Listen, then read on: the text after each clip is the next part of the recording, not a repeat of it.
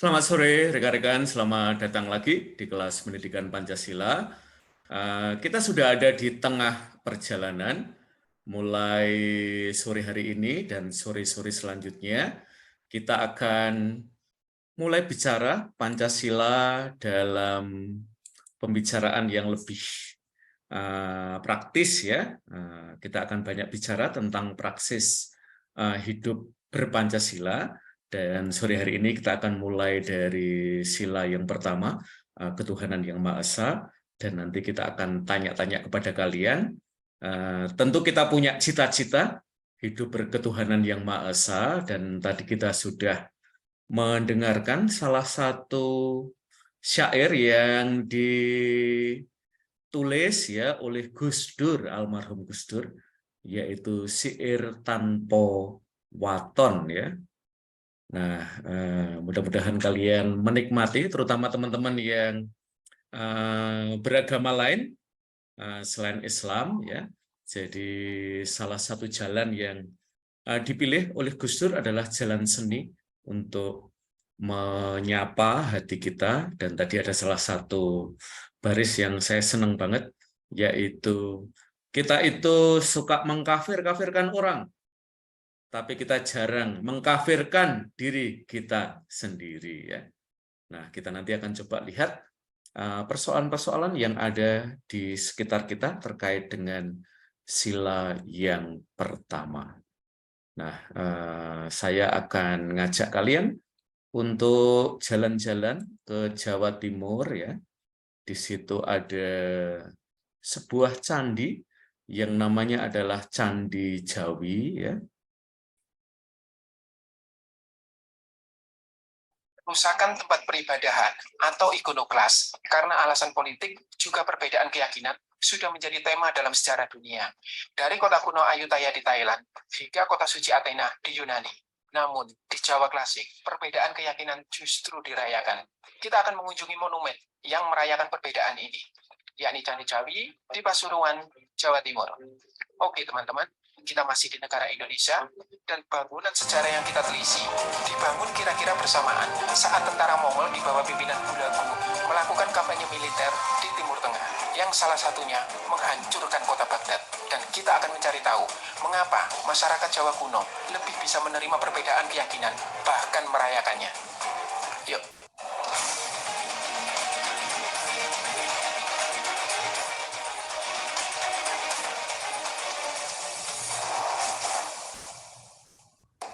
Video ini juga dilengkapi dengan teks subtitle ya, dalam bahasa Inggris maupun bahasa Indonesia. Silakan teman-teman mengklik tombol ini ya, untuk memunculkan atau menghilangkan teks, demi kenyamanan menonton video yang merupakan episode pertama dari miniseri Lahirnya Nusantara, yang membedah cikal bakal konsep Nusantara dan tokoh penting di baliknya. Salah satu candi Jawa Timur yang tercantik bagi saya adalah Candi Jawi, atau di zaman dulu disebut Candi Jawa.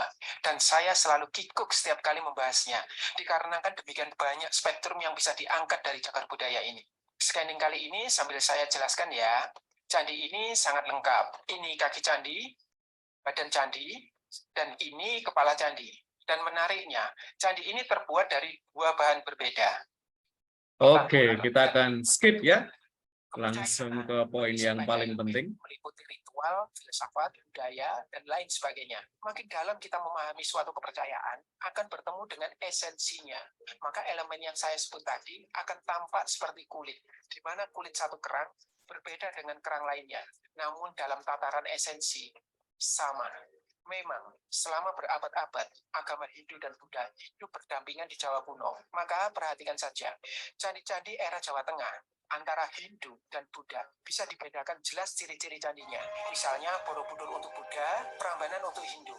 Namun hidup berdampingan, berbeda dengan peleburan.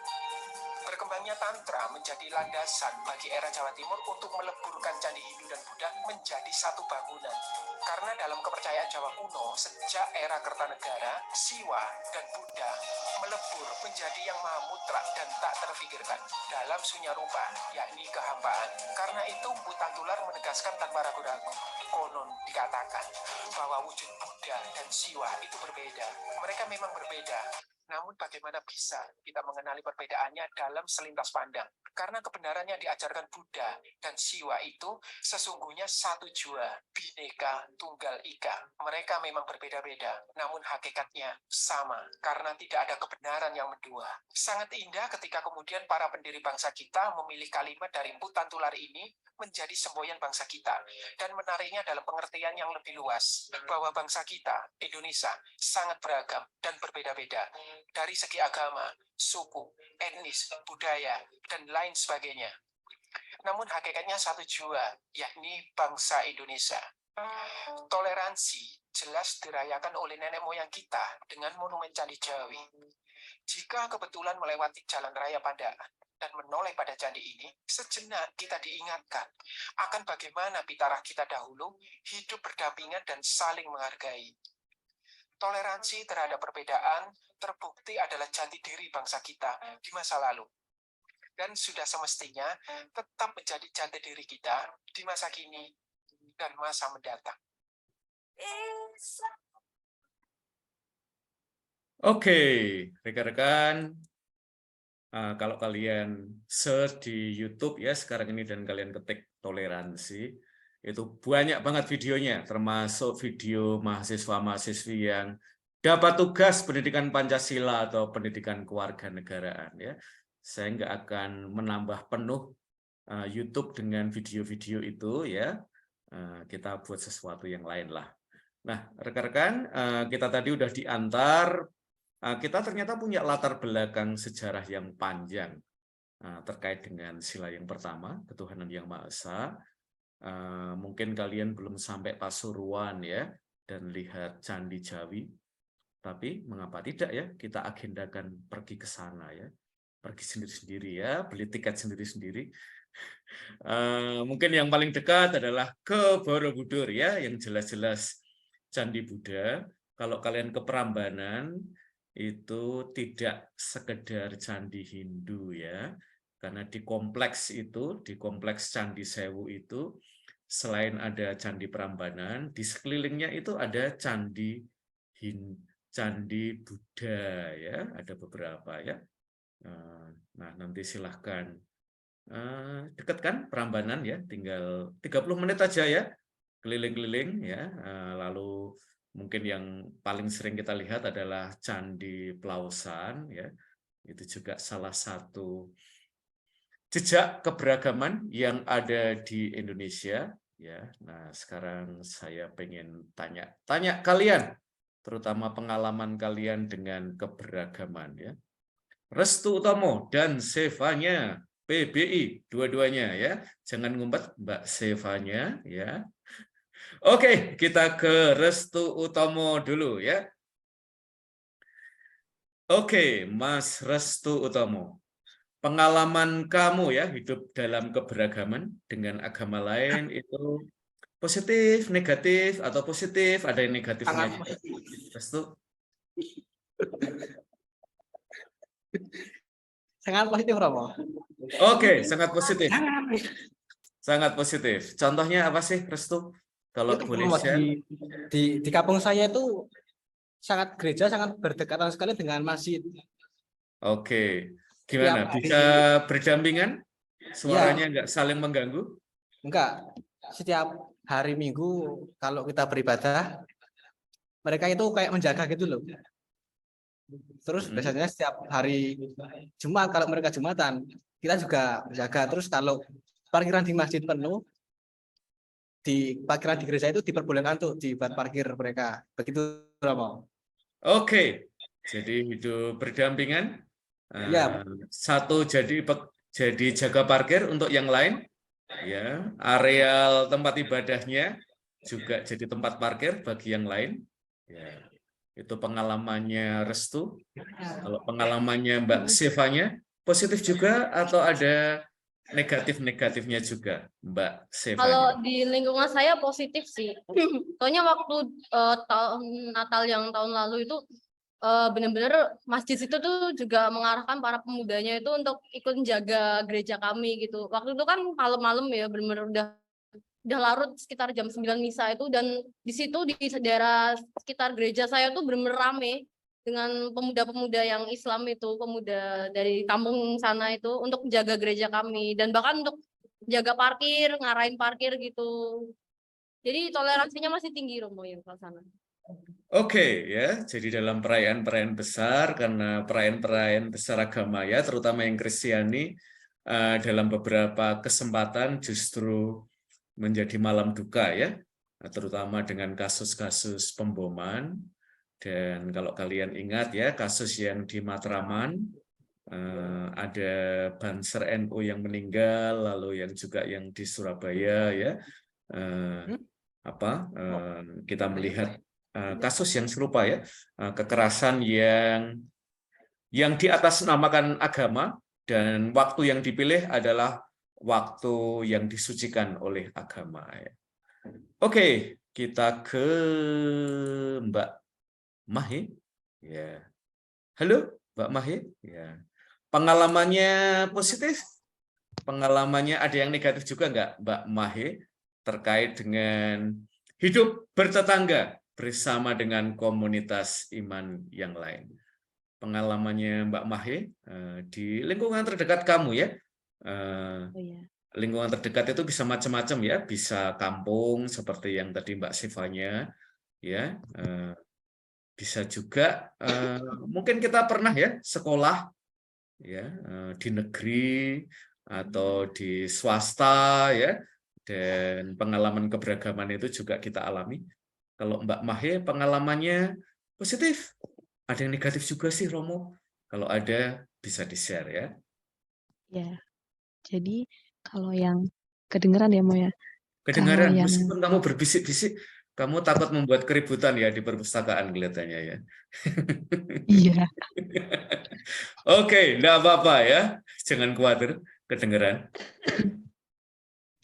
ya jadi kalau yang positif dulu ya Mo, yang baik dulu gitu. Oke, yang positif baik dulu. Dulu waktu saya SMA kan saya kan baru di Jogjanya SMA kan Mo. Nah, Ya, itu saya tinggalnya di Biara Panti Rapi. Jadi ya. SMA. Nah, kemudian itu kan ada pemilu. Iya pokoknya pemilu gitu Mo.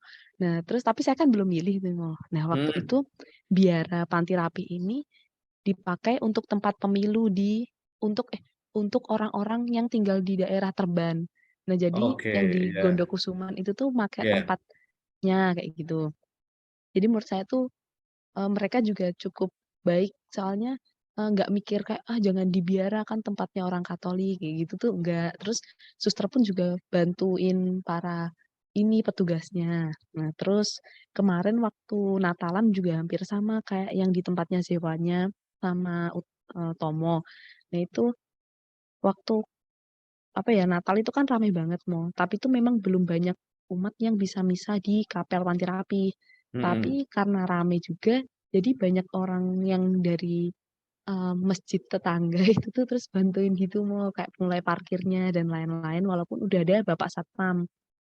Tuh, terus kalau yang negatif ada Mo, dulu waktu saya masih SD itu saya dibully Mo, soalnya saya agamanya cuma satu sendiri gitu maksudnya tunggal Ya. gitu. Kalau yang lainnya kan Ternyata jamak gitu ya yang Mo the ya. one Jadi and the only tidak hanya Jose Mourinho ya, tapi juga Mahe ya, the ya. one and the Nah, only terus di sekolah. apa? Gimana sih rasanya jadi satu-satunya orang Katolik gitu di di angkatan atau di kelas? Dulu tuh waktu awal Mo ya? Menantang. Kok menantang apa sih Mo? Maksudnya kayak ya takut Mo. Soalnya kan saya kan sendiri gitu kan Mo, kayak ibaratnya mencolok banget gitu. Terus saya tuh dulu kalau agama gitu kan saya keluar kan Mo, soalnya kan nggak ada guru. Dan Ya. saya juga bingung Mo sebenarnya mau ngapain. Terus saya sering bersih-bersih perpus gitu-gitu kan Mo. Terus habis itu sering diejekin juga Mo, tapi lama-lama mikirnya nggak apa-apa lah, ini bakal berlalu. Maksudnya sekarang diejek besok paling enggak. Oh ya walaupun selama 6 tahun diejek terus sih Mo, tapi ya udah nggak apa-apa gitu kan, dijalanin aja gitu. Terus habis itu akhirnya masuklah ke SMP swasta. Jadi bahagia Ya. gitu Mo, agak tenang hidup gitu Mo. Terus SMA-nya swasta lagi, kuliahnya di sini. Jadi mentalnya sehat gitu Mo. Oke, jadi bisa jadi pengalaman kita pada level pendidikan yang masih sangat dasar ya. Kita hidup dalam suasana keberlainan secara religius ya, dan bisa jadi pada level itu ya kita mengalami diri sebagai minoritas ya. Apalagi kalau dan sekarang ini yang dikhawatirkan ya bahwa politik identitas itu menguat ya, mengalami gelombang pasang, dan itu berarti bahwa tidak hanya kita melihat diri kita berbeda dari yang lain, tetapi ketika keberlainan itu mau ditiadakan ya. Jadi saya kira di beberapa sekolah ya ada kasus-kasus misalnya ya, Tionghoa jangan sekolah di negeri ya, ini bukan sekolah untuk kamu ya misalnya ya, atau nanti apa ya, sekolah negeri misalnya diklaim ya sebagai sekolah religius tertentu ya. Nah ini juga situasi-situasi yang menurut saya menarik untuk kita bicarakan, karena dan bahkan sekarang ini ya teman-teman, seperti yang pernah saya sharekan juga kepada kalian, sekarang ini di lingkungan ASN ya, aparatur sipil negara, itu pendidikan kebinekaan ini jadi kayak mata kuliah wajib gitu ya, seperti mata kuliah pengembangan kepribadian ya di kampus kita. Jadi orang harus lolos itu ya untuk kemudian menduduki jabatan-jabatan penting sebagai aparatur sipil negara ya. Karena saya kebetulan 2 event terakhir ya yang ada di Jogja dan kemarin di Solo, saya ikut bicara ya tentang tema itu. Terima kasih Mbak Mahe atas sharingnya, menguatkan sharingnya Utomo dan Stefanya dengan tambahan pengalaman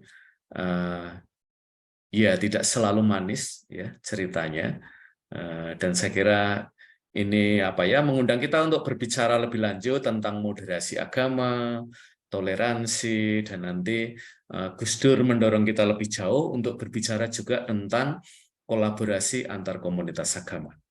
Jadi nggak sekedar jaga parkir ya, atau bagi takjil, atau nanti bagi bunga dan seterusnya ya. Tetapi di hadapan kita ada persoalan-persoalan kebangsaan yang nggak bisa diselesaikan oleh satu agama saja, melainkan perlu kolaborasi. Setelah ini Mbak Mahe silahkan nanti milih teman kamu ya untuk melanjutkan sharing kita. Nah, hari ini kita akan belajar dari Gus Dur. Nanti teman-teman boleh baca teksnya, nggak panjang-panjang ya, di LMS. Baca aja teks yang saya pilihkan di situ ya, yang 4 halaman. Perbedaan keyakinan tidak membatasi atau melarang kerjasama antara Islam dan agama-agama lain, terutama dalam hal-hal yang menyangkut kepentingan umat manusia. Penerimaan Islam akan kerjasama itu tentunya akan dapat diwujudkan dalam praktek kehidupan apabila ada dialog antar agama. Yang pernah disampaikan oleh Gus Dur, salah satu guru bangsa kita, dalam tulisannya Islam dan Dialog Antar Agama. Agar bisa kerjasama, kita perlu berdialog terlebih dahulu. Nah, segampang itukah pengalaman kita? Ya. Nah, nanti kita akan coba lihat ya. Nah, ini adalah salah satu puisi yang dibacakan oleh Inayah Wahid. Mata. Seorang berteriak-teriak menghujat seorang lelaki yang dimakinya tak punya mata. Oh, aku ingat lelaki yang dimakinya tak punya mata itu. Dahulu aku sering menggenggam tangannya. Aku ingat matanya memang terpejam, tapi nyata ia melihat lebih banyak dari kami semua. Memandang lebih dalam dari kami yang matanya membelalak dan menyaksikan lebih jauh dari mata kami yang terbuka lebar. Mata lelaki itu adalah samudra kehangatan, di mana setiap orang bebas berenang, berselancar ataupun menyelam tanpa takut ditanya agamamu apa. ingat mata lelaki itu ialah mata air yang darinya keluar cinta kasih melimpah ruah, luber hingga ke samudra, tak habis-habisnya disesap manusia. Mata lelaki itu adalah pelukan hangat untuk siapa saja, terutama yang membawa luka. Dan di sanalah kami semua menemukan rumah, tempat luka-luka dibasuh oleh air matanya.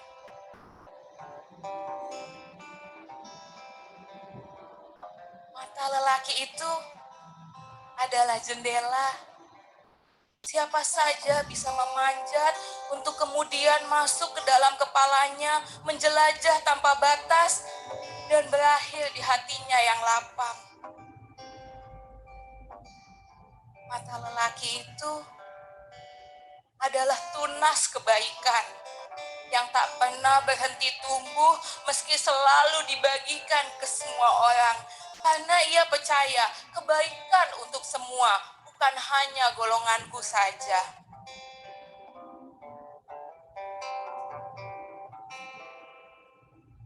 Dan dari tetes air mata kerinduan seluruh manusia yang mencintainya, kami membangun jembatan antara kami dan si lelaki yang katanya tak bermata itu. Melalui jembatan itu kami berjalan menuju samudra matanya. Menjauh, menjauh, dan makin jauh dari teriakan-teriakan lelaki pendengki yang tak punya hati.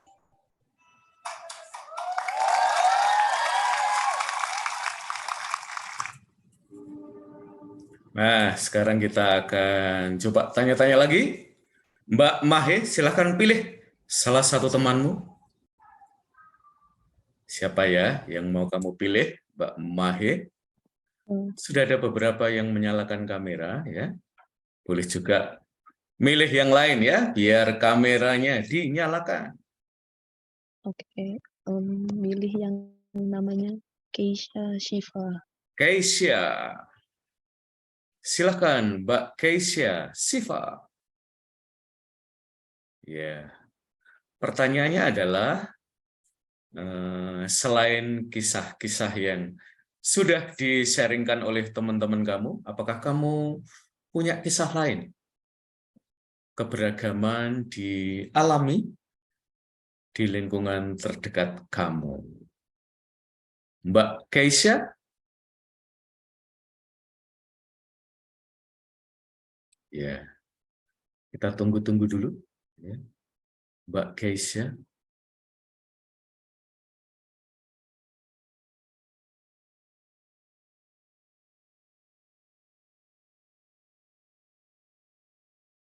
Oke. Baik, Romo. Maaf, Ya. Romo. Yuk. Tersambung. Bagaimana Silahkan. tadi, Romo, pertanyaannya? Wah, Boleh nggak bisa diulang? diulang pertanyaannya. Pertanyaannya adalah, apakah ada kisah lain kalian atau kamu berjumpa dengan pemeluk agama lain, positif, negatif? Kalau positif apa, kalau negatif apa? Silakan. Oke, baik, Romo. Kalau untuk hal positifnya sih, saya menghargai sih, Romo, karena saya kan di sini beragama Islam. Dan ketika saya masuk di Sanata Dharma, yang lebih banyak menganut agama Katolik atau Kristen, itu awal-awal tuh agak gimana ya, Romo? Gimana? Takut? Enggak sih, enggak takut sih. Kayak, aduh nanti gimana sih?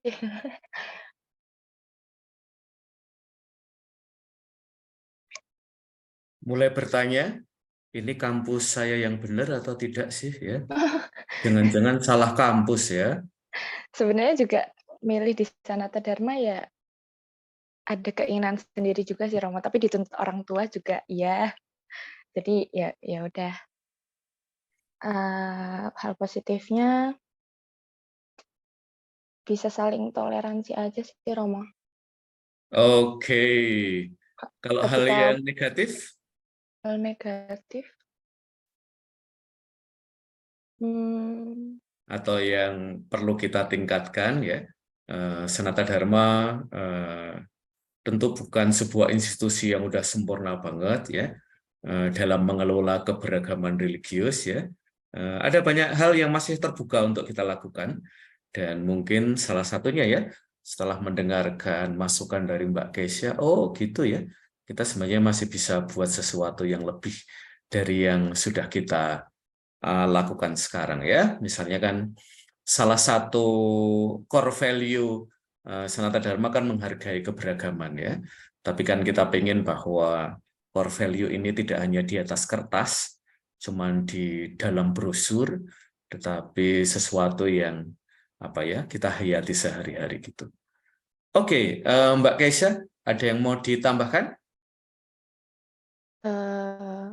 udah sih Romo. Oke, saya kira saya memberi pengantar lalu Mbak Keisha akan cerita lebih panjang ya. Ternyata malah memberi tanda titik ya untuk sharingnya Mbak Keisha ya. Harusnya jadi koma Mbak, ini kok malah jadi titik ya. Oke, kita punya Mbak Gracia Linjensi ya. Mau sharing. Yuk Mbak Gracia, apa yang mau di-sharingkan Mbak Gracia? Positif, negatif, campur-campur. Silahkan Mbak Gracia. Mungkin dua-duanya ya mau. Jadi Oke, boleh ya. hal yang positif itu di keluarga besar saya itu jadi agamanya beda-beda mau. Oke. Yang nenek saya yang dari papa itu agamanya Buddha. Adiknya papa yang terakhir itu juga Buddha. Oke, kamu ada Tionghoanya nggak sih? Tapi kakak-kakak ada. Oke, ada Tionghoanya ya. Jadi nenek saya yang dari orang tuanya papa itu kan punya lima anak. Yang 1 sama 2 ini Islam. Terus papaku Katolik. Terus adiknya ini yang 2 ini Buddha. Jadi setiap misal ada acara apa ya, perayaan hari raya Buddha, misal apa Imlek atau apa, itu pasti yang semuanya tuh ini mau apa, kasih apa itu namanya, Angpau.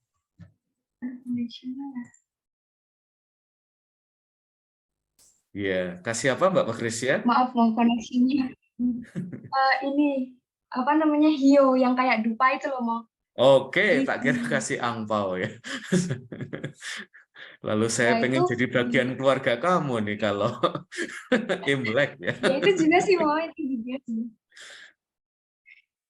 Terus ditaruh di meja, kayak ada meja buat berdoa gitu. Jadi mereka meskipun beragama lain atau beragama Islam atau misal yang bukan agama Buddha itu tetap menghormati, tetap ya mendoakan leluhur mereka.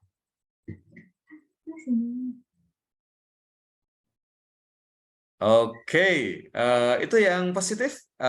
Ada yang menurut kamu kayaknya kita masih perlu kerja keras nih di bagian ini?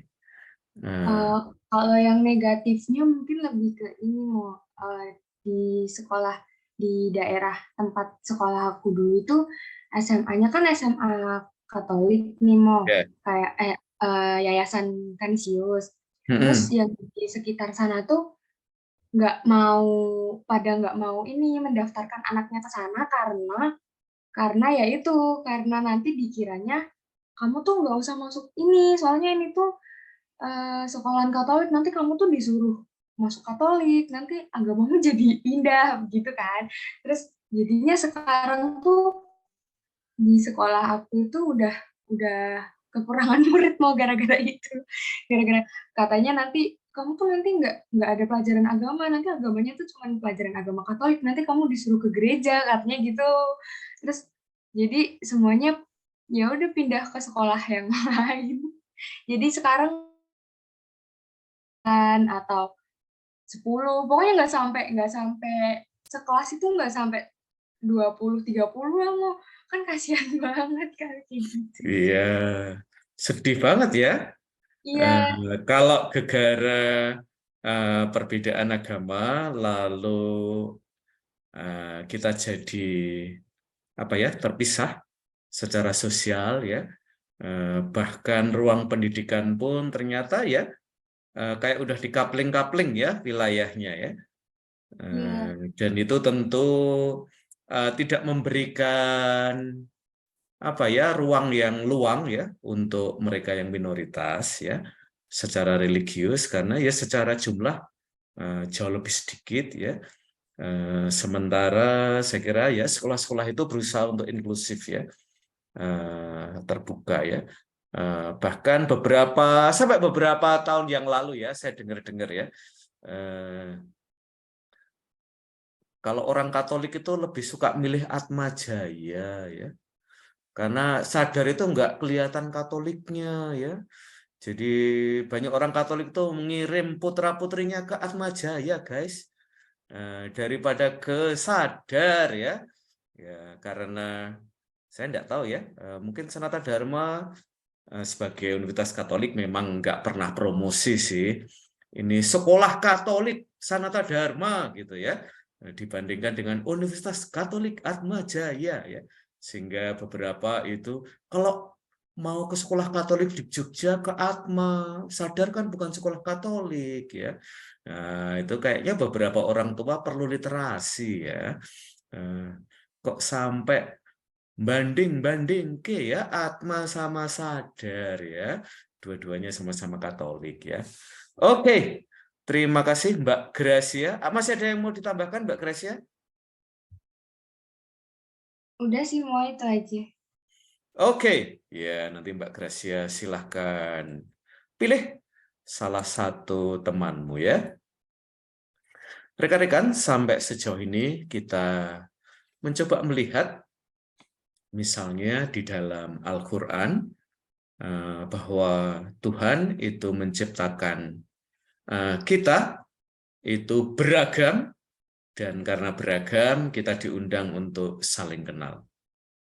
Dan ini yang disampaikan oleh Gus Dur, perbedaan merupakan suatu hal yang diakui oleh Islam, sedangkan yang dilarang adalah perpecahan dan keterpisahan.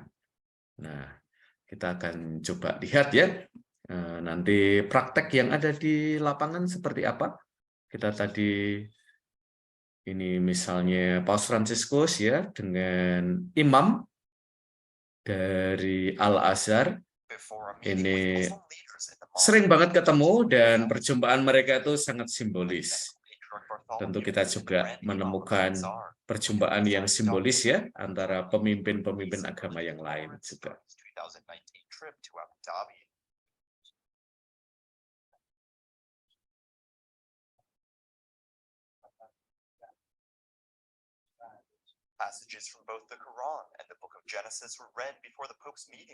Dan di sini Paus Fransiskus memuji keberanian teman-teman Muslim dalam banyak hal. Ya.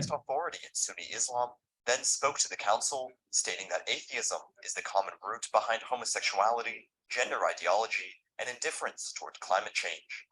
In his address, Pope Francis said it is incumbent upon people of all faiths. Dan seperti yang tadi saya sampaikan, tidak hanya dialog saja, melainkan juga inisiatif untuk berkolaborasi dalam mengatasi kejahatan-kejahatan sosial, kejahatan ekologi yang ada di dunia.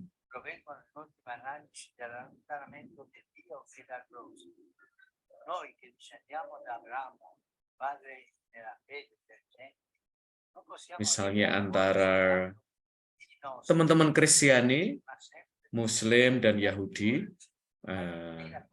itu ada istilahnya ya, Abrahamic religions, Then travel jadi to the agama village yang of lahir Abraham dari in a walk pohon through keluarga the yang sama, different yaitu Christian dari denominations. Bapak Abraham. It is the largest Dan itu Catholic church mestinya in menjadikan Islam, kita land for which was lebih given to bisa the untuk by the King of berdialog Bahrain dan in bahkan 2013, berkolaborasi. alongside the leader of the Eastern Orthodox Dan Church, tentu undangan yang serupa juga berlaku untuk Pope teman-teman Francis Hindu, addressed Bahrain's minority Buddha, worship kepercayaan, dan giving advice on agama-agama staying uplifted yang in lain. spirit despite being small in numbers. Preghiera di lode è l'antidoto alla tristezza, alla tentazione di lasciarsi curvare dalle nostra pochezza interiore e dalla pochezza esteriore dei nostri numeri. Biloda non bada Nah, terutama untuk agama-agama yang barangkali secara jumlah itu kecil ya, jangan jadi minder di Indonesia ya. Karena biasanya merasa kecil itu lalu jadi minder ya.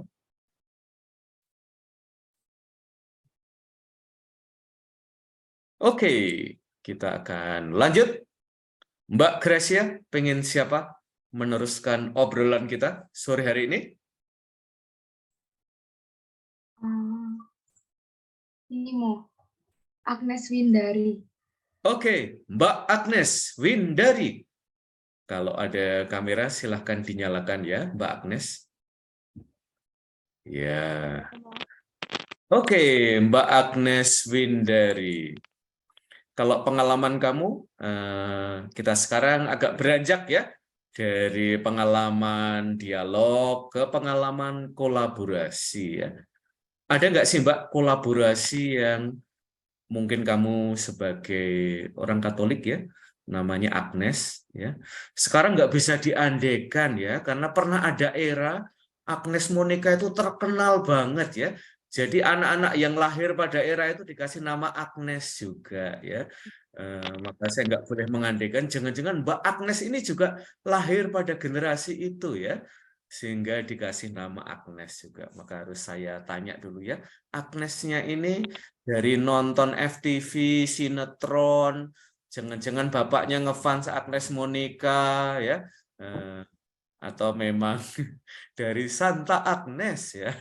Oke, Mbak Agnes, kalau pengalaman dialog antar agama, lalu kolaborasi, ada nggak sih Mbak yang boleh kamu bagikan di kelas ini? Kalau kolaborasi itu ada Romo. Jadi waktu itu kira-kira tahun 2018 itu di paroki gereja saya di Semarang itu Paroki mana, ada Mbak?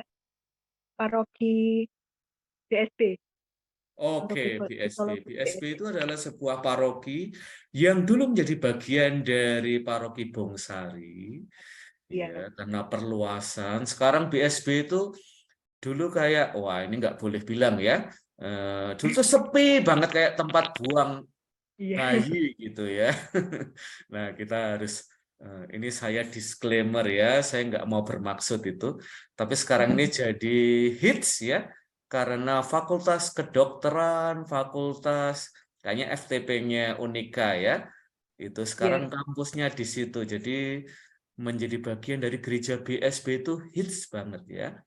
Saya waktu ke sana itu pastorannya belum jadi ya, masih bedeng ya. Jadi setelah misa itu biasanya kita makan-makan di rumah bedeng ya. Oke, Mbak, silakan cerita tentang BSB. Jadi waktu itu tahun 2018 itu kami mengadakan Ekaristi Kaum Muda, Romo. Temanya itu keberagaman. Jadi saat itu kebetulan wilayah saya kebagian tugas untuk KOR EKM. Nah, karena temanya keberagaman, kami yang dari wilayah saya inisiatif untuk mengajak teman-teman kami dari berbeda agama untuk ikut KOR lintas agama itu. Oke, feeling mereka gimana sih ketika diajak masuk ke gereja dan tidak hanya masuk ya, tapi diajak nyanyi di antara paduan suara gitu, mereka takut, nervous, atau gimana, Mbak? pertamanya waktu diajak itu bilangnya ya kayak takut salah atau gimana. Tapi karena kita kan sering ada latihan Romo, ada latihan di gerejanya langsung. Jadi kayak mereka udah terbiasa, terus lama-lama mereka bilang kayak, wah seru juga gitu. Iya. Terus gimana? Yang teman-teman Muslim atau lintas agama, mereka menyanyikan bagian yang misalnya ya, lagu Islami, atau lagu Buddha, atau lagu Hindu, sementara kalian nyanyi lagu yang Katolik, atau gimana waktu itu nyanyinya? Jadi kami kayak ada beberapa lagu yang menggunakan lagu seperti lagu kebangsaan, kalau enggak lagu pop yang lebih ke lagunya apa ya? Lagunya Chrisye gitu Romo. Nah, Oke. kami nyanyi bareng-barengnya waktu lagu itu Romo.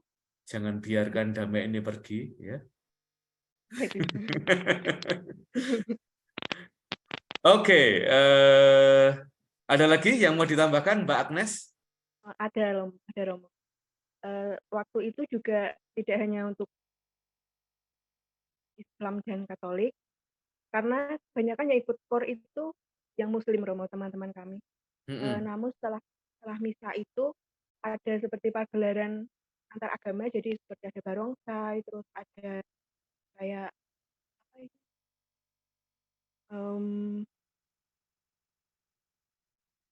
Bentar Romo, lupa. Jadi ada dari selain Islam ya, ada yang dari agama-agama lain atau dari budaya lain ya, seperti barongsai, lalu kayak ada Marawi gitu-gitu Romo. Marawi ya, itu semacam sufi ya. Jadi ada tarian sufi ya. Oke, ada lagi Mbak Agnes? Sudah. Oke, jadi ada pengalaman dan Mbak Agnes tadi share ruang gereja ya, bahkan bisa menjadi lokasi dialog. Nah, dan ini butuh keberanian ya, terutama dari pihak teman-teman yang beragama lain, nggak takut kalau ketemu di gereja ya. Nah, ini teman-teman saya sengaja tadi pada awal itu mengajak kalian untuk ke Maluku. Dan yang menarik adalah yang penyanyi utamanya ini, Sierra Latu Pairisa, adalah salah satu anak yang orang tuanya menjadi korban dalam tragedi di Maluku waktu itu, ketika ada konflik antara Kristen dan Islam. Ya. Dan teman-teman yang nyanyi ini juga mereka yang punya pengalaman konflik di sana, lalu mereka membuat basudara choir ya. Saya suka ketawa kalau ada yang membaca basudara ya choir ya. Bukan choir ya, nanti anak PBI pada ketawa ya. Pancasila rumah kita. Nah, siapa tahu lagu ini juga dinyanyikan Mbak Agnes ya, dengan paduan suaranya. Ini masih yang standar ya, Pancasila rumah kita. Nanti akan ada mash up covernya di antara lagu ini.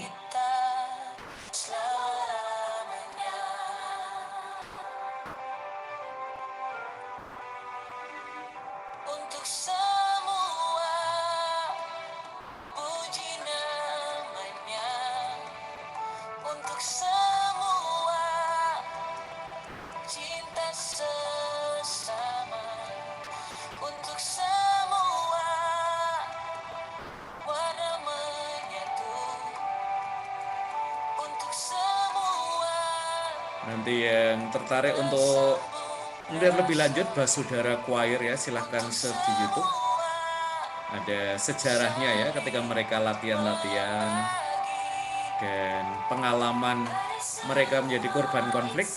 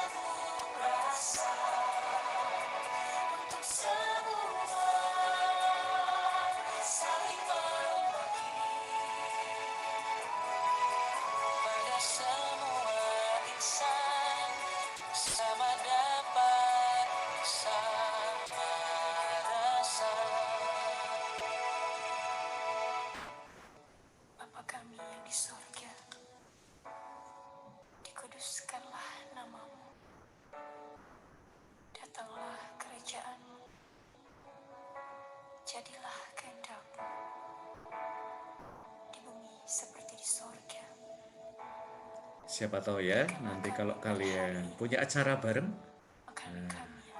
lagu ini bisa dinyanyikan loh. Dan ampunilah kami akan kesalahan kami, seperti kami juga mengampuni orang yang bersalah.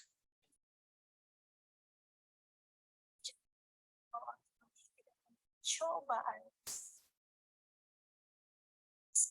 kami pada yang jahat, karena Engkaulah yang mempunyai kerajaan dan kuasa dan kemuliaan sampai selama-lamanya.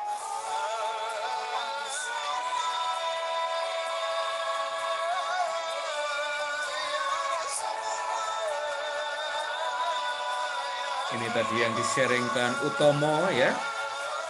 Kalau hari Jumat ya, gerejanya jadi tempat parkir, kalian jadi petugas parkir. Kalau hari Minggu gantian teman-teman Muslim ya.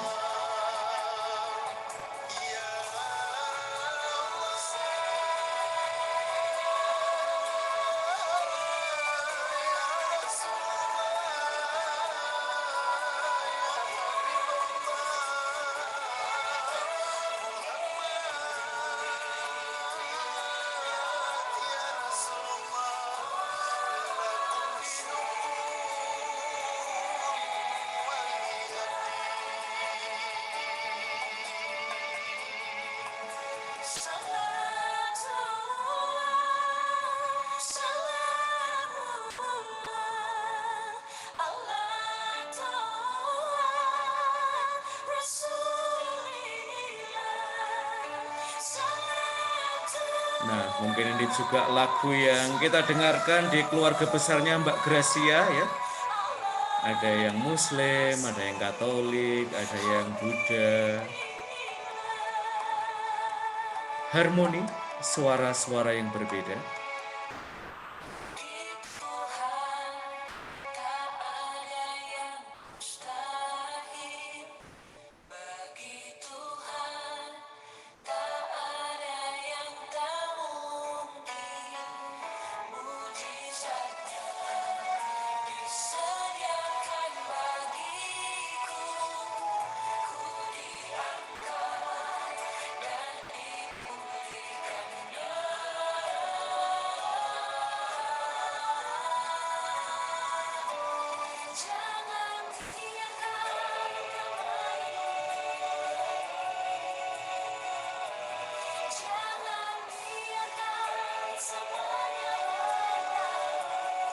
Ini lagunya BSB ya.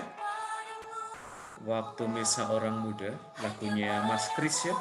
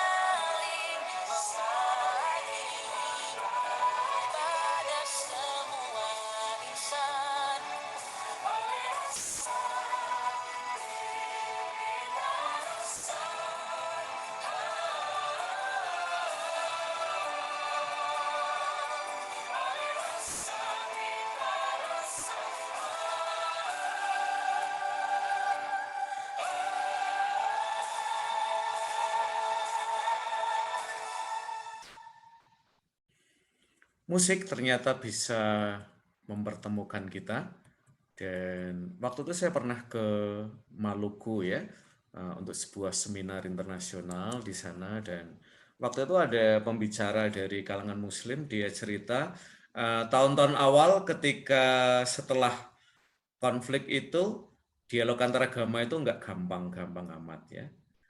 Dia cerita ya ketika teman-teman Muslim itu diundang berdialog ke rumah orang Kristen ya, atau ke gereja, dan ketika mereka mendapatkan kardus makanan ya, kardus makanan itu diterima. Cuman kata mereka di jalan diberikan pada orang ya. Karena mereka masih ragu. Jangan-jangan alat-alat yang dipakai untuk masak itu nggak halal ya. Jadi simpel banget ya. Ternyata untuk bisa berdialog itu tidak sesimpel itu ya. Sampai akhirnya teman-teman Muslim itu mempercayai bahwa teman-teman Kristiani kalau masak itu memperhitungkan ya, bahwa alat masaknya itu dicuci sebersih-bersihnya sehingga tidak membawa haram ya untuk teman-teman Muslim yang datang untuk berdialog. Nah, ternyata journey-nya, wah, ternyata untuk dialog aja kadang-kadang, apalagi pasca konflik ya, itu sesuatu yang kita perlu kerja keras. Oke, sekarang, wah, ini kita harus cari siapa lagi ya? Kita ke Zong, LM, Beben, Baduk. Silahkan. Mas, aduh, saya mestinya Mas ya. Beben, Baduk.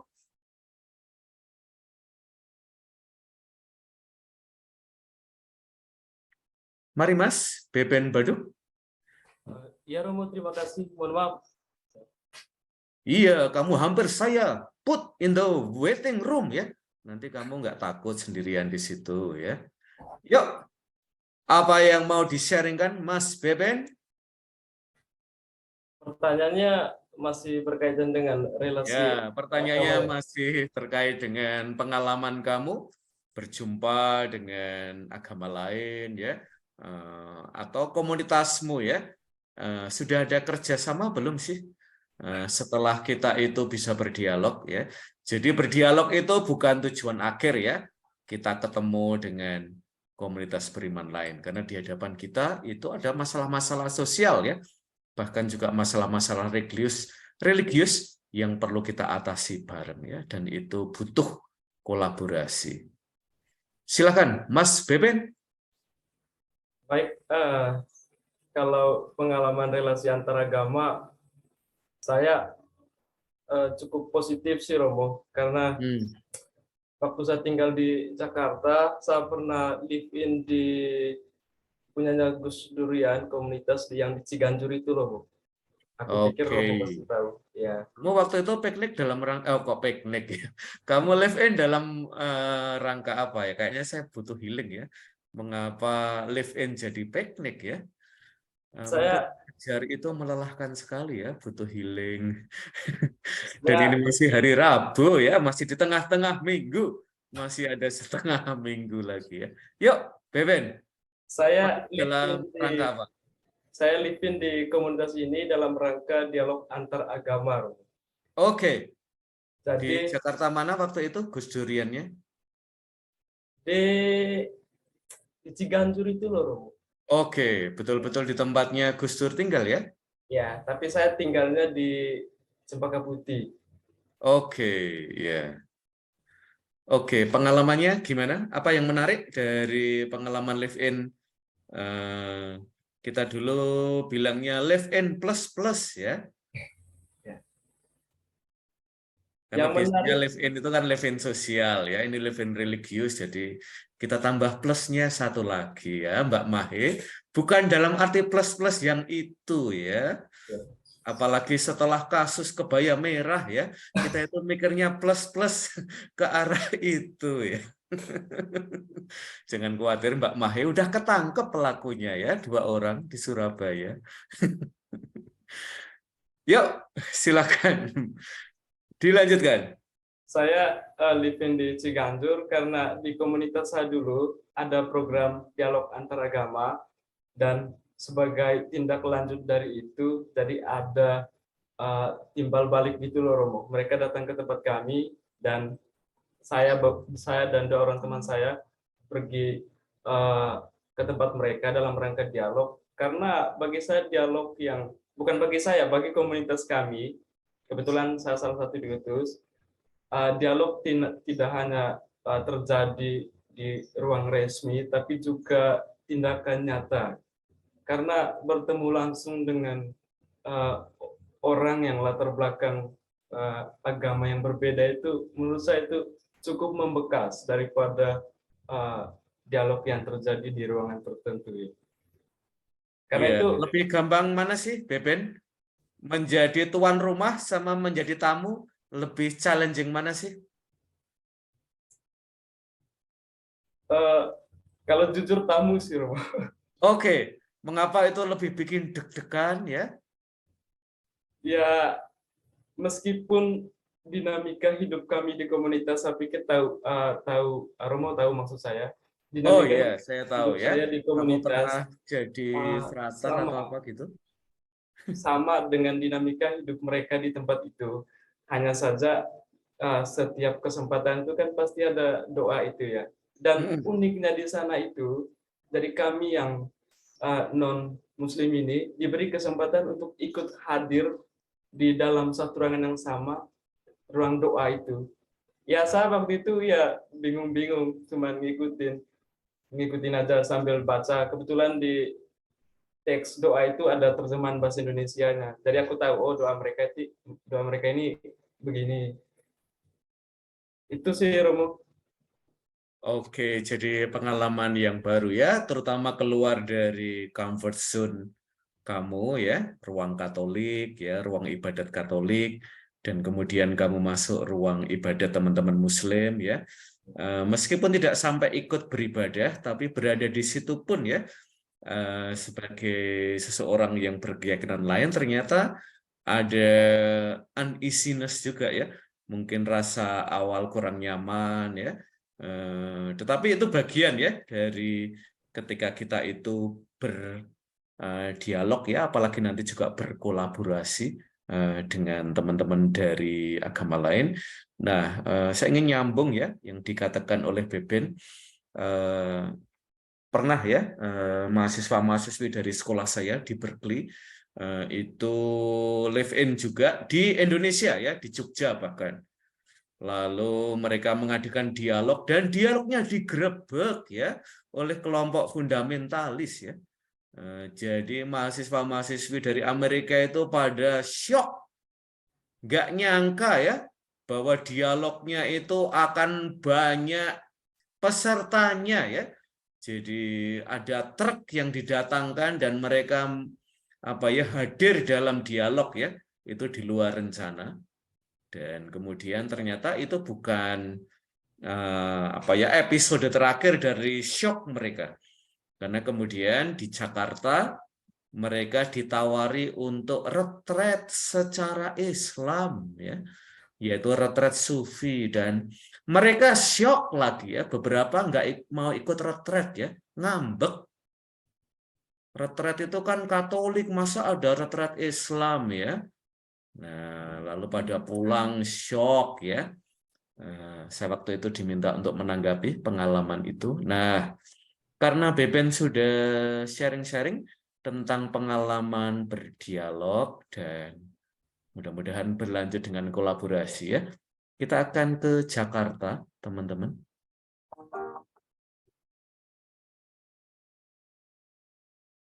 Komunitas Lintas Iman ini menarik karena mereka bilang kita nggak mulai dengan dialog, kita sahabatan dulu ya. Menanyakan apakah suara azan mengganggu atau tidak. Menurut saya ini penghormatan atau penghargaan dari teman-teman Muslim terhadap non-Muslim.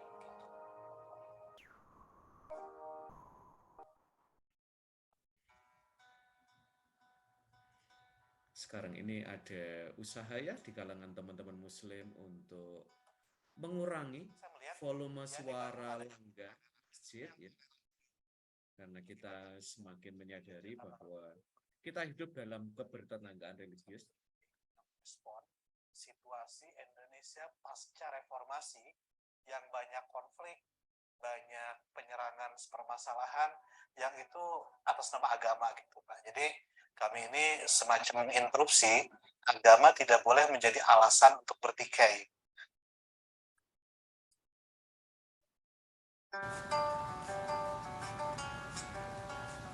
Kita dalam setahun sekali bikin Interfaith Youth Camp, kemah pemuda lintas agama.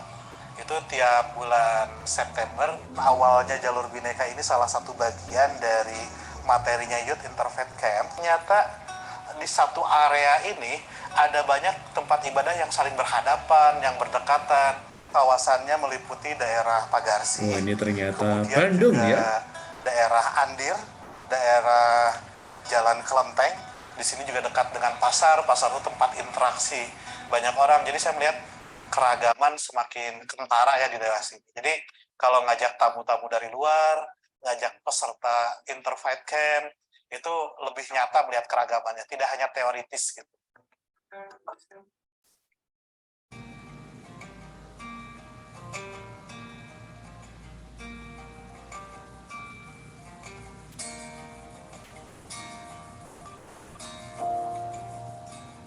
Itu kalau Natal, teman-teman Muslim datang bagikan bunga, mengucapkan selamat Natal.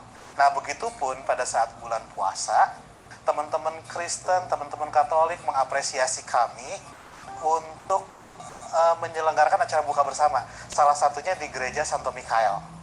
Nah, bahkan tidak hanya acara buka bersama, Mbak. Kami pernah juga acara sahur bersama.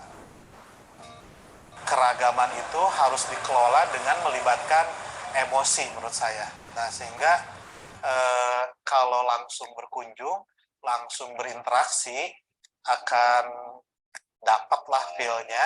Nah, seperti yang tadi disampaikan Beben ya, feel-nya mungkin awalnya insecure ya, moderat dan mencintai perdamaian, tapi kemudian lama-lama bisa jadi secure ya. Tidak cukup hanya di sekolah-sekolah formal.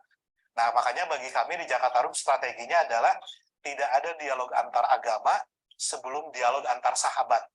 Dan itu harus punya pengalaman.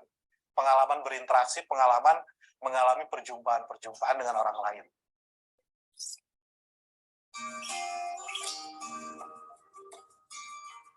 Ini itu lingkup yang sangat plural. Nah, nanti disadar ya teman-teman Muslim. Di sini Mungkin salah satu pengalaman yang akan kalian alami adalah banyak sekali wihara. kok teman yang kutaksir Katolik ada satu ya. hal yang unik, kami pernah mengalami Mungkin juga teman yang Kristen ya. Jadi dari pihak masjid Ada begitu banyak teman yang Kristen, tapi kok saya senengnya sama teman yang Muslim ya. apakah suara azan mengganggu atau tidak. Itu kan bagi saya mungkin suatu hal yang luar biasa ya. Menurut saya ini penghormatan atau penghargaan dari teman-teman Muslim terhadap non-Muslim. Kami juga menerima kalau ada teman-teman dari luar kota, dari satu komunitas. Kami juga pernah mengantar anak-anak SD untuk kunjungan ke tempat-tempat ibadah, ke jalur-jalur Bhinneka ini. Ya kami antar. Jadi harapannya bagi teman-teman yang sudah mengikuti jalur Bhinneka ini punya pengalaman berharga berinteraksi langsung dengan orang-orang yang berbeda dalam keyakinan agama. Sehingga dengan seperti itu kan saling tumbuh jiwa, saling menghargai, empati. Ya, mudah-mudahan di kampus Sadar ada banyak jalan Bhinneka ya. Toleransi dalam kamus itu kan kita memaklumi teman-teman Kristiani ya, gandengan sama teman-teman Muslim, Buddha, Hindu ya. Tapi bekerja sama dalam perbedaan. Nah, pada level yang ketiga, bukan lagi bekerja sama dalam perbedaan, tapi mendorong adanya perbedaan. Jadi saya sebagai seorang Muslim mendorong teman-teman Kristen saya untuk baik dalam kekristenannya. Teman-teman Kristen mendorong saya agar saya baik dalam keislaman saya. Sehingga kalau saya baik dalam keislaman saya, orang Kristen baik dalam kekristenannya, kita nggak akan ada konflik. Karena Indonesia itu dibangun oleh kebinekaan. Kita tidak dibangun oleh persamaan. Saya berharap sekali toleransi itu tetap menjadi ciri khas budaya Indonesia yang bisa dikembangkan terus-menerus oleh masyarakatnya.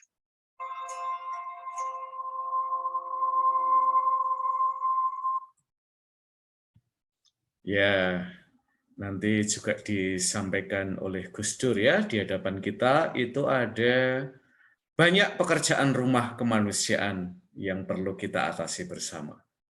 Nah, nanti harus kita lihat ya, baik secara kuantitatif maupun kualitatif ya. Apakah komunitas-komunitas agama itu punya sumbangan untuk kemanusiaan, untuk Indonesia ya. Nah, ini salah satu puisi dari Mbak Inayah Wahid yang merefleksikan tentang Imlek. Nah, kayak apa ya puisinya? Lahir di tanah di mana aku merasa senasib sedarah, tapi melulu dianggap berbeda. Rasa sama, tapi tak pernah serupa. Dan sejarah memang seringkali kejam, dibawanya aku pada masa-masa kelam. Harta kami dijarah, perempuan-perempuan kami dijamah, seenaknya tanpa ada kesepakatan. Udah paksa yang terang-terangan. Hanya karena kami bermata kecil dan berkulit terang. Tak usah jadi pegawai sipil, cukup jadi pedagang. Hidup kadang memang tak adil, tapi perkara kami bukan hanya persoalan uang. Dan lalu kemudian datang pengakuan dari lelaki yang kata mereka matanya bahkan tak mampu menangkap bayang. Ini identitas kalian kami kembalikan.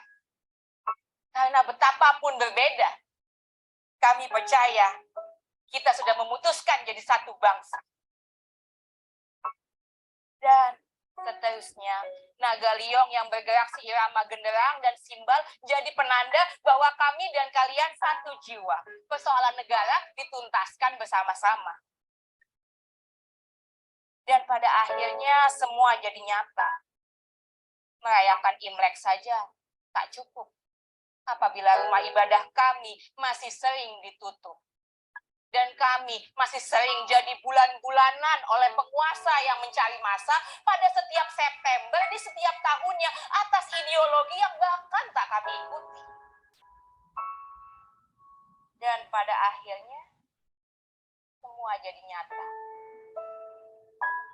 Tak mengapa jadi berbeda. Bukankah itu alasan awal negara ini ada? Semakin berbeda kita, semakin terlihat titik-titik persamaannya. Semakin berbeda kita, semakin terlihat titik-titik persamaannya. Semakin berbeda kita, semakin terlihat titik-titik persamaannya. Semakin berbeda kita, semakin terlihat Indonesianya.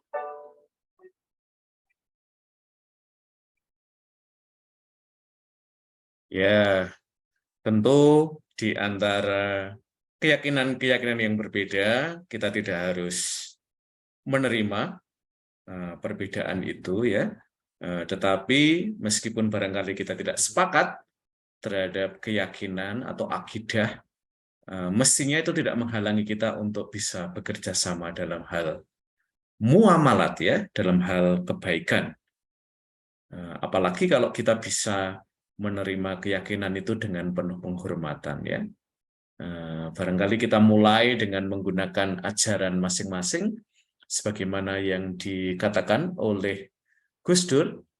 Pada saat yang bersamaan barangkali kita bisa menemukan sesuatu yang menyatukan kita ya antar komunitas beragama. Oke, kita hampir sampai ya di penghujung kelas kita.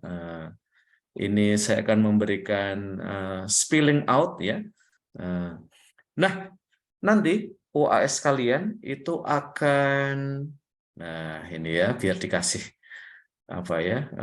UAS kalian akan memilih salah satu dari sila Pancasila yang kalian punya cerita tentangnya ya. Karena tentang teori-teori ketuhanan, kemanusiaan, persatuan, kerakyatan, keadilan itu udah banyak banget ya. Maka hari ini dan minggu-minggu ke depan nanti kalian coba lihat ya, di antara sila-sila Pancasila ini saya lebih punya pengalaman di mana ya. Nah, nanti kalian nulis berdasarkan pengalaman yang kalian punya ya. Nanti kalau di kampus Kota Baru mereka akan saya paksa sedikit ya untuk merefleksikan sila pertama, tapi untuk yang di Merican dan Paingan kalian tidak akan saya paksa ya. Kalian boleh milih salah satu sila yang menurut kalian bisa share banyak gitu ya. Share-nya sepanjang apa? Kalau bisa sepanjang yang dilakukan Mbak Mahe ya di UTS kemarin, wah itu panjang banget ya, sampai 3.500 kata ya. Padahal saya cuma minta 500 kata. So generous ya Mbak Mahe. Mungkin nanti UAS Mbak Mahe akan nulis 5.000 kata. Boleh ya. Karena pengalamannya itu nggak bisa ditahan, Romo. Pokoknya kalau saya udah nulis tuh nggak bisa berhenti ya.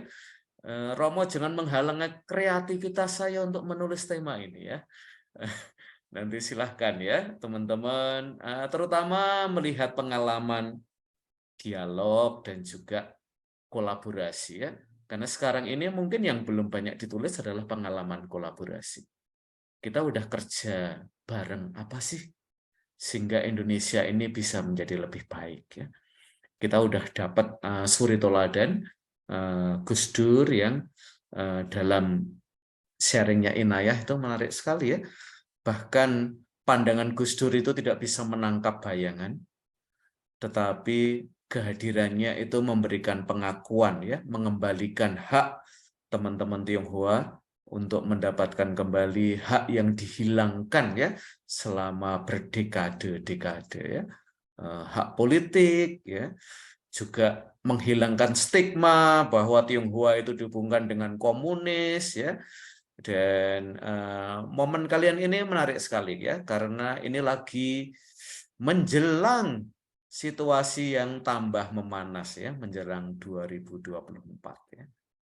Dan isu agama ya, isu etnisitas itu akan sering digoreng ya. Mungkin nama Aseng akan terkenal lagi ya menjelang 2024 ya. Dan juga isu-isu primordial ya, politik identitas barangkali akan mulai sering kita pakai ya. Misalnya, pilihlah pemimpin yang satu agama ya.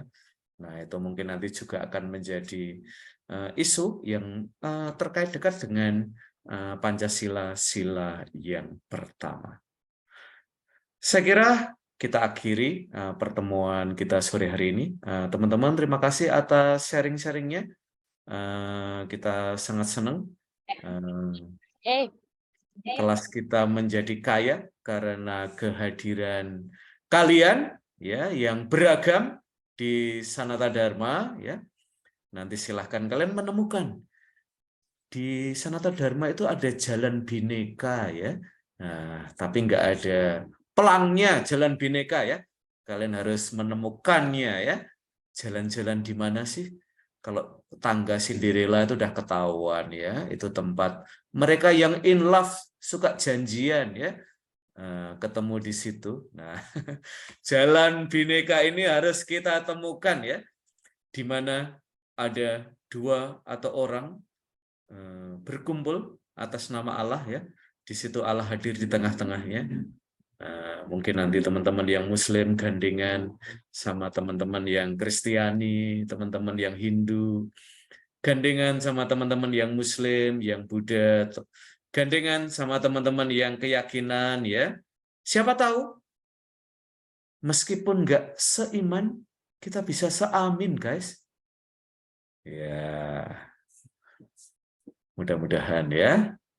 Karena yang tidak seiman bisa seamin loh, ya. Who knows? Ya, tadi Mbak Gracia, siapa tahu ya, di dalam keluarga yang sedemikian beragam, kita itu senang banget ya.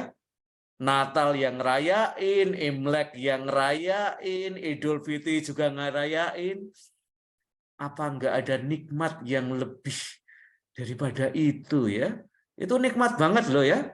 Ya, Imlek dapat angpau ya, Natal dapat angpau, Idul Fitri dapat angpau ya. Wah, pokoknya saya pengen menjadi bagian dari keluarganya Mbak Gracia ya.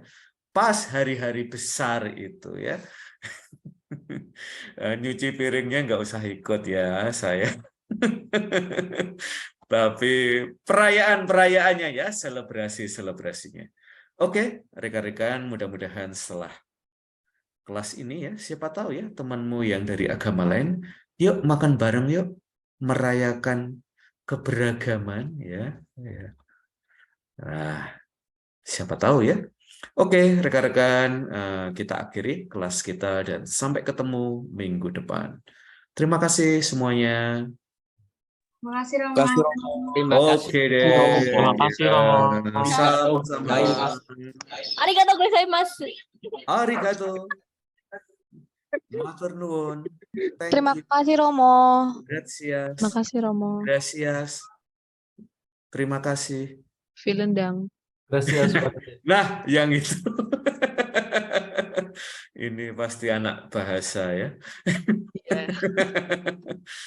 Kalau di STC bahasa Jerman ya kelihatannya Iya, yang Jerman. diajarkan.